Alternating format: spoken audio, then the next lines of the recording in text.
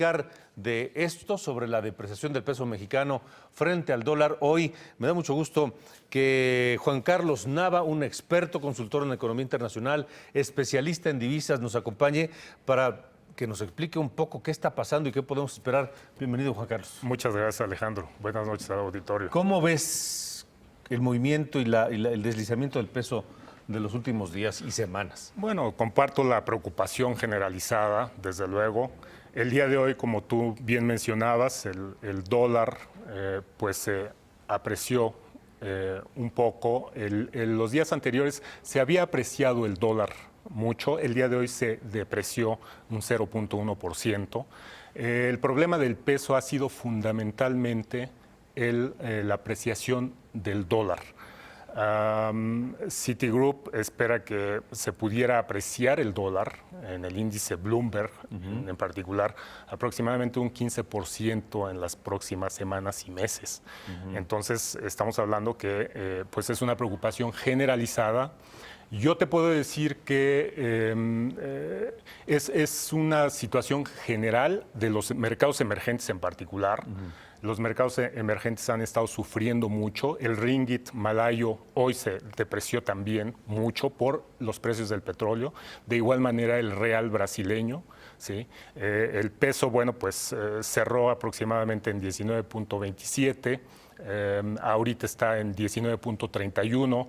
El interbancario, el internacional. Recordarás que llegó a estar en 19.52 este tipo de cambio internacional a finales de junio con el Brexit. Sí. Sí. Entonces, decías tú una encuesta de Ohio, muy importante la encuesta, porque desde 1964 todos los presidentes han ganado Ohio.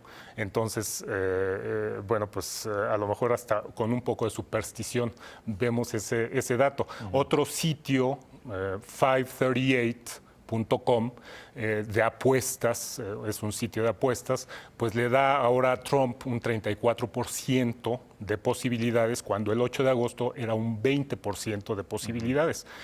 Yo en lo particular le doy un 5% a Trump, un 95% a Hillary Clinton. Digo, bajo mi humilde percepción, por supuesto.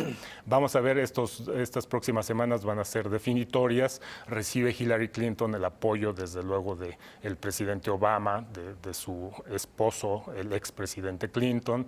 Y a nivel internacional yo te diría que si bien esperamos que estas elecciones en Estados Unidos vayan a provocar una mayor depreciación del peso, hasta el momento yo pondría un 85% de afectación en los niveles del peso, de volatilidad del peso, provocado sobre todo por el miedo al incremento de tasas en Estados Unidos, un 85%.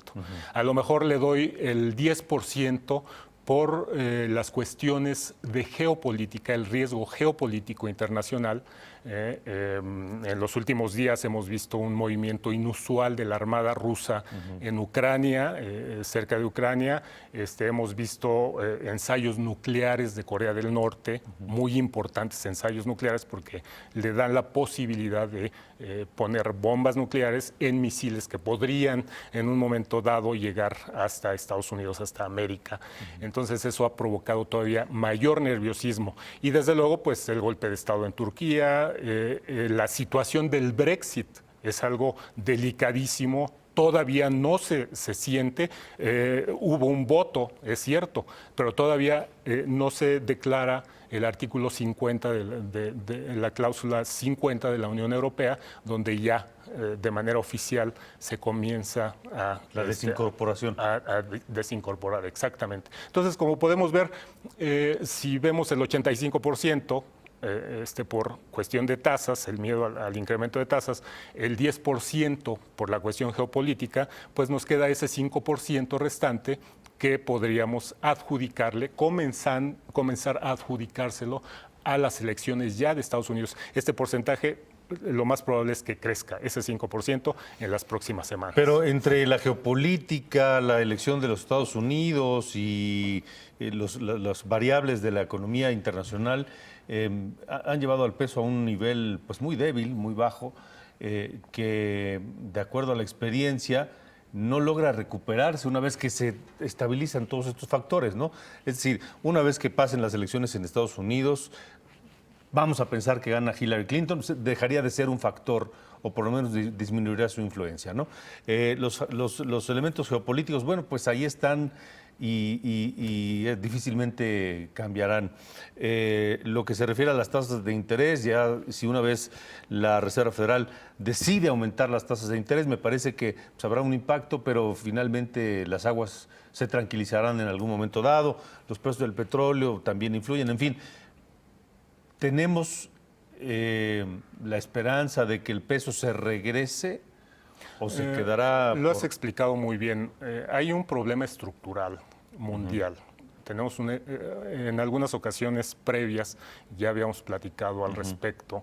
El problema estructural mundial.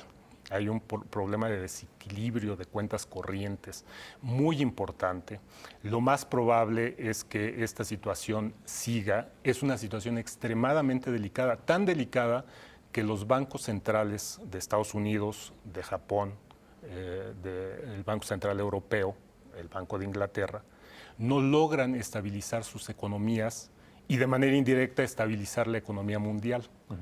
Han aplicado una cantidad inmensa de recursos y han sido impotentes para lograr un crecimiento sostenido desde la crisis del 2008-2009.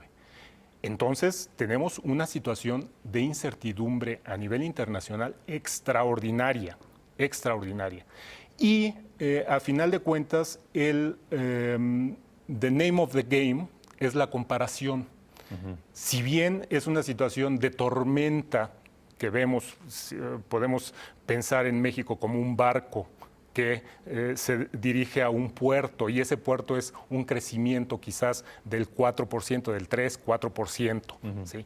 Pero a ese barco lo toma de sorpresa una tormenta terrible. ¿Sí? Podemos pensar que el llegar a puerto ya es un lujo. ¿Sí?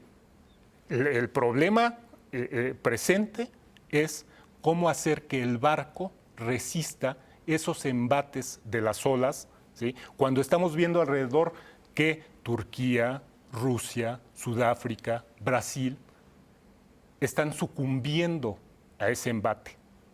Y es aquí donde entra un presupuesto económico, un paquete económico responsable para el próximo año.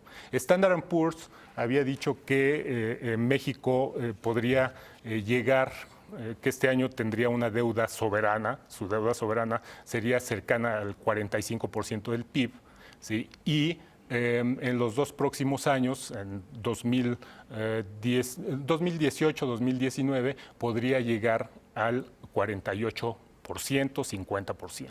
¿Sí?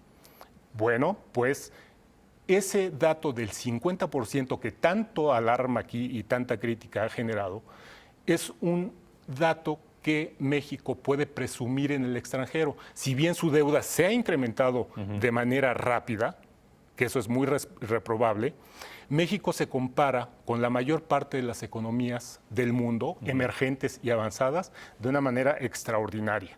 Y es en ese sentido que me da la tranquilidad. Standard & Poor's también decía que las reformas estructurales ayudan mucho a la moneda mexicana. Y recordemos que la calificación de BBB Plus, que Standard & Poor's la pone en pronóstico negativo, en expectativa negativa, es una de las calificaciones muy altas comparadas con otros países emergentes. Es una calificación que tenemos con Moody's de A.